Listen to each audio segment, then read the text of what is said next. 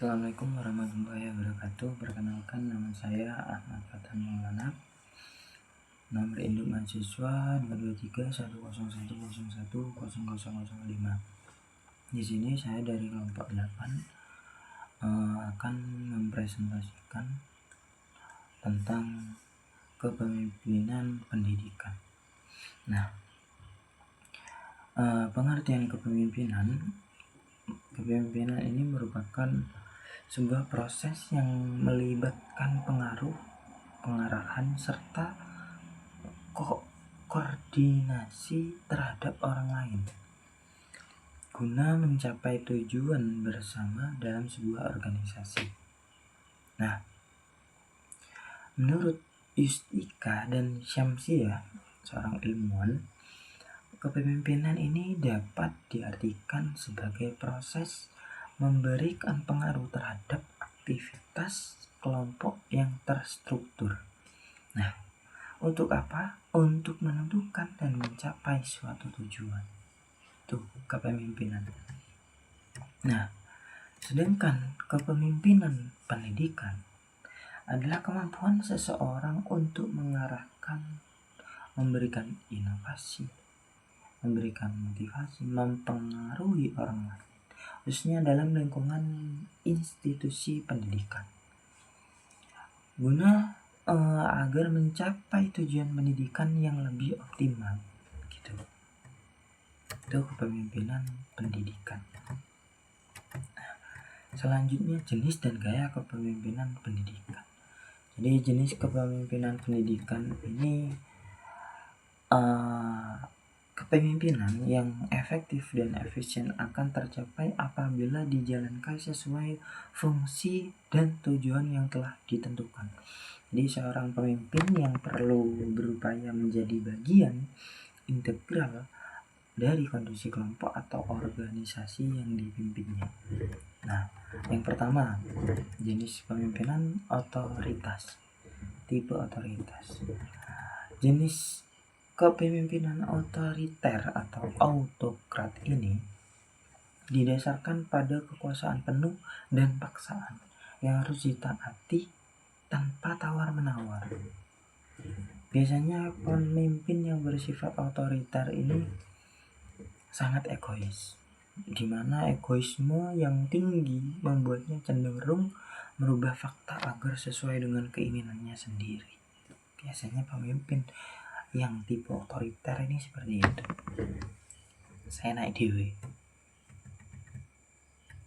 Selanjutnya, tipe paternalistik. Biasanya seorang pemimpin yang paternalistik ini sering dipengaruhi oleh harapan para pengikutnya. Jadi biasanya harapan itu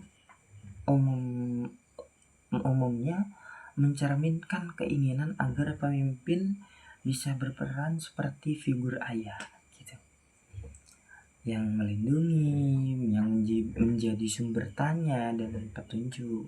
Jadi seperti itu tipe paternalistik.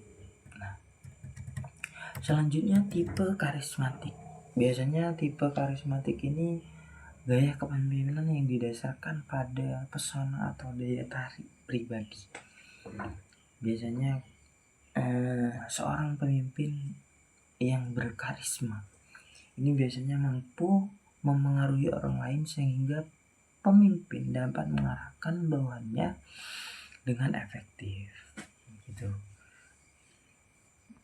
Terus pemimpin yang karismatik ini ciri khasnya berupa daya tarik yang kuat, gitu biasanya tipe karismatik ini. Selanjutnya tipe kepemimpinan demokratis. Nah, kepemimpinan demokratis ini berfokus pada aspek kemanusiaan dan memberikan arahan yang efektif kepada para pengikutnya, gitu tipe kepemimpinan demokratis ini. Nah, biasanya gaya kepemimpinan demokratis ini lebih menghargai potensi setiap individu serta terbuka terhadap masukan dan saran dari bawahan. Jadi bagus tipe kepemimpinan demokratis ini. Nah, pemimpin dan gaya demokratis secara aktif ini mendengarkan berbagai pendapat, kritik, dan masukan, terutama dari bawahannya. Kan bagus. Dalam kepemimpinan ini, aspek manusia menjadi elemen paling penting dalam kelompok atau organisasi, gitu. Terus tipe laissez-faire. Nah, tipe laissez-faire atau laissez-faire style of leadership. Jadi gaya kepemimpinan laissez-faire ini biasanya memberikan kebebasan penuh kepada setiap anggotanya agar anggotanya bisa menentukan prosedur serta cara melaksanakan tugas mereka.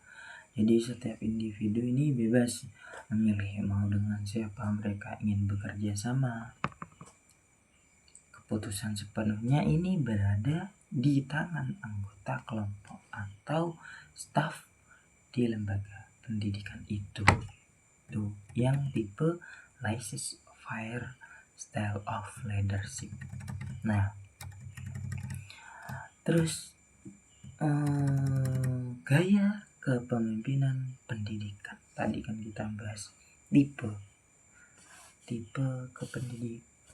kepemimpinan pendidikan. Sekarang kita akan bahas gaya kepemimpinan pendidikan. Nah, gaya kepemimpinan ini ada beberapa gaya. Yang pertama, gaya kepemimpinan demokratis. Gaya kepemimpinan demokratis ini merupakan seorang pemimpin dalam mengaruhi orang lain agar bersedia bekerja sama untuk mencapai tujuan yang telah disepakati, entah melalui berbagai metode atau kegiatan yang dirancang secara kolaboratif antara pemimpin dan bawahan. Nah, menurut para ilmuwan, gaya kepemimpinan demokratis ini bukanlah pemilihan pemimpin secara demokratis, melainkan cara pemimpin itu menjalankan kepemimpinannya dengan prinsip musyawarah dalam setiap pengambilan keputusan. Itu bagus gaya ini kan. Terus gaya kepemimpinan delegatif. Gaya kepemimpinan delegatif ini ditandai dengan minimnya arahan langsung dari pemimpinnya, di mana pengambilan keputusan lebih banyak diserahkan kepada bawahan, gitu. Terus gaya kepemimpinan birokratis. Gaya kepemimpinan birokratis ini digambarkan sebagai cara memimpin yang berlandaskan pada aturan yang sudah ditetapkan. Jadi manut aturan yang ada pada lembaga itu, gaya pemimpin birokratis. Terus gaya kepemimpinan laissez-faire. Gaya kepemimpinan laissez-faire ini menekankan kepatuhan penuh terhadap prosedur yang berlaku pada pemimpin maupun bawahannya, gitu. Gaya kepemimpinan laissez-faire. Terus gaya kepemimpinan otoriter. Gaya kepemimpinan otoriter ini tipe di mana seluruh keputusan dan kebijakan yang akan diambil sepenuhnya pada pemimpin itu sendiri.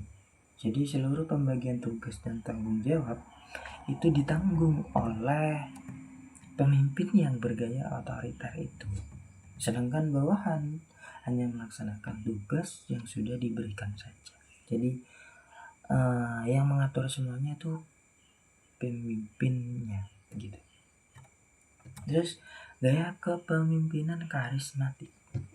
Jadi ada menurut sebuah ahli, yakni Saifullah, Pemimpin karismatik ini bukanlah sifat yang melekat pada seorang pemimpin, karena setiap pemimpin memiliki kewibawaan. Hanya saja derajat kewibawaan itu berbeda-beda. Begitu pula asal-usul munculnya kewibawaan tersebut, gitu. Terus gaya kepemimpinan karismatik ini merujuk pada kewibawaan alami. Jadi karismatik ini gaya kepemimpinan wibawa, gitu.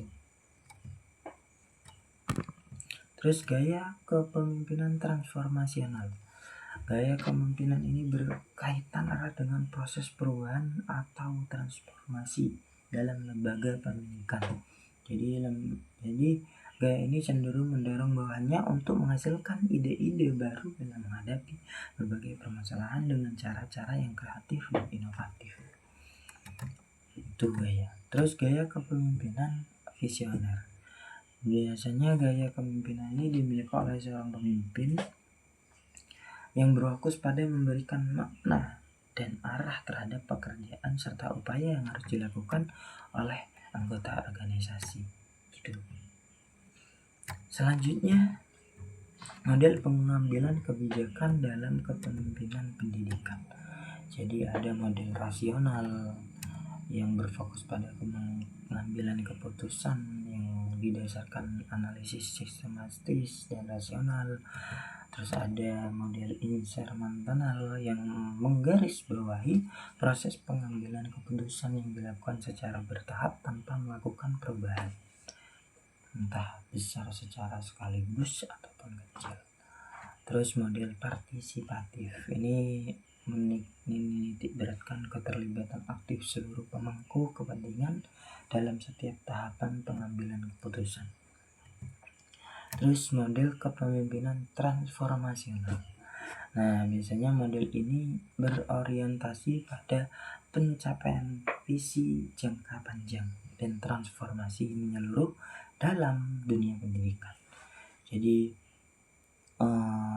model kepemimpinan ini memiliki pencapaian visi jangka panjang dalam pendidikan. Terus model kepemimpinan berbasis data atau data driven leadership model. Biasanya pendekatan ini menitik beratkan pada pemanfaatan data yang objektif dan kredibel. Nah, seperti hasil ujian, penilaian peserta didik, terus tingkat kehadiran. Jadi hal itu sebagai dasar dalam proses pengambilan keputusan, gitu. Selanjutnya model kepemimpinan berbasis nilai. Nah, model ini biasanya berlandaskan pada prinsip moral dan nilai etika sebagai pijakan utama dalam proses pengambilan keputusan. Jadi seorang pemimpin pendidikan yang menerapkan pendekatan ini memastikan bahwa setiap kebijakan yang dirumuskan sejalan dengan nilai-nilai integritas, gitu. Selanjutnya model penerapan kepemimpinan pendidikan di sekolah. Ini ada beberapa model kepemimpinan pendidikan yang diterapkan di sekolah.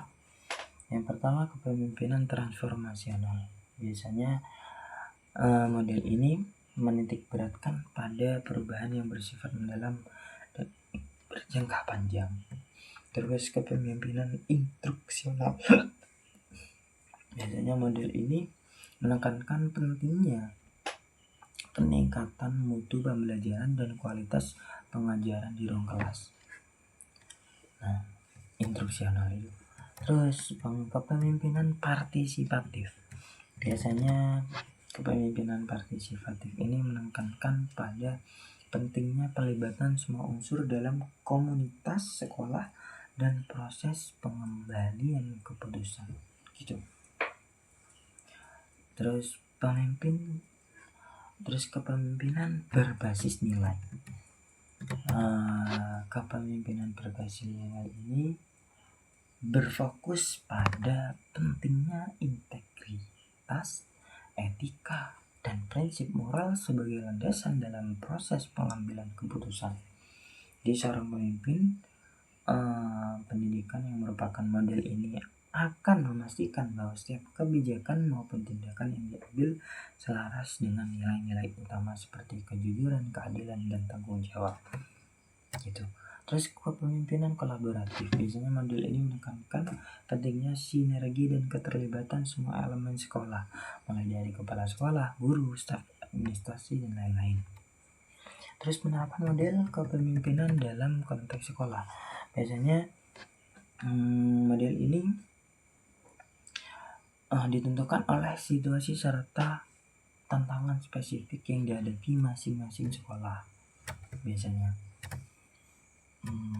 Jadi kesimpulannya, seorang pemimpin pendidikan seperti kepala sekolah tidak hanya menjalankan fungsi administrasi semata, melainkan juga berperan sebagai penggerak utama dalam membangun budaya sekolah yang positif, meningkatkan mutu pembelajaran, serta memberdayakan seluruh elemen di lingkungan sekolah. Sekian dari saya. Wassalamualaikum warahmatullahi wabarakatuh.